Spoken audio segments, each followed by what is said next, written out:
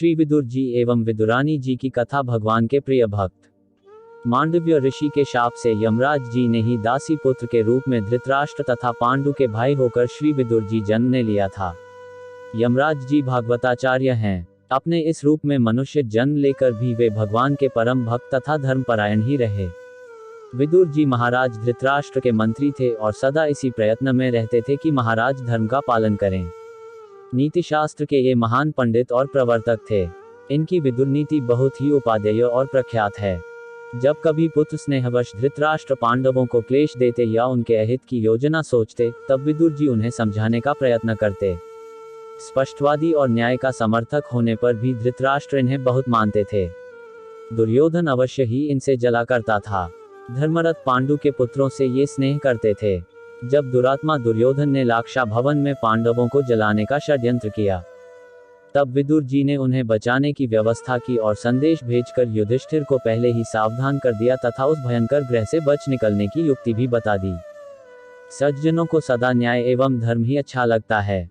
अन्याय तथा अधर्म का विरोध करना उनका स्वभाव होता है।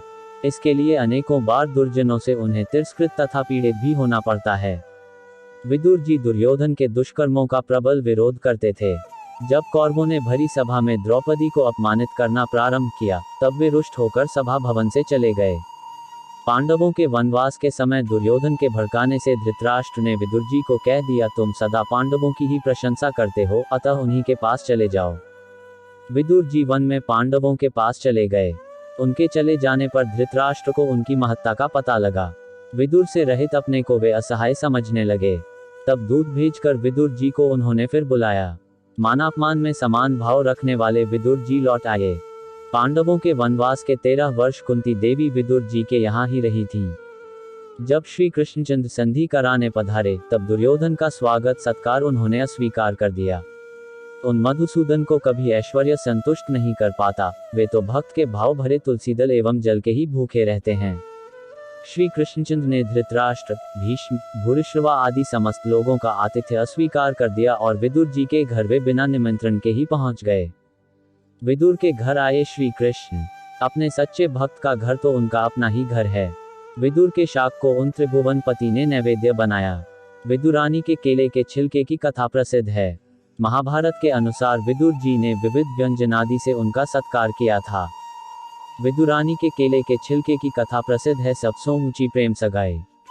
विदुरानी श्री कृष्ण को देख अपनी सुध-बुध भूल गई और खिलाने के लिए लाए हुए केलों को छील छील कर प्रेम में बेसुध होने के कारण गूदे के स्थान पर छिलके खिलाने लगी। इतने में पति देव श्री विदुर जी भी आ गए। उन्होंने ये दृश्य देखा तो अपनी पत्नी पर बहुत झल्लाए। विदुरानी को जब अपनी भूल मालूम हुई तो उन्हें बड़ा कष्ट हुआ। प्रेमाधिक्य के कारण पत्नी से हुई भूल को विचार कर श्री विदुर जी भगवान को केले के गूदे खिलाने लगे। अब उनके हृदय को शांति मिली। फिर भी बार बार यही सोचते रहे कि इस स्त्री ने छिलका खिलाकर, विदुर जी आपने ये काम ठीक किया, भगवान को बड़ा कष्ट दिया। इस पर भगवान ने प्रसन्न होकर कहा कि मुझे केले खिलाए, पर सच बात तो यह है कि इतने पर भी जैसा स्वाद उन छिलकों में मिला था, वैसा इन केलों के गूदों में कहाँ। उधर श्री विदुरानी अपने मन में कह रही थी, हाय, इन हाथों को मैं कैसे काट डालूं, जिन्होंने गूदा तो फेंक दिया और छिलका खिला दिया। धन्य है विदुर विदुरानी और धन्य है उनकी भक्ति। सूरदास जी ने भी प्रभु द्वारा विदुर जी के यहाँ भोजन करने का प्रधान कारण प्रेम ही माना है, सबसे ऊंची प्रेम सगाई। महाराज धृतराष्ट्र को भरी सभा में श्री कृष्णचंद्र के सम्मुख तथा केशव के चले जाने पर अकेले विदुर ने समझाया, दुर्योधन पापी है, इसके कारण कुरुकुल का विनाश होता दिखता है, इसे बांधकर आप पांडवों को दे दें। दुर्योधन इससे बहुत बिगड़ा। उसने कठोर वचन कहे। विदुर जी को युद्ध में किसी का पक्ष लेना नहीं था, अतः शस्त्र छोड़कर वे तीर्थाटन को चले गए।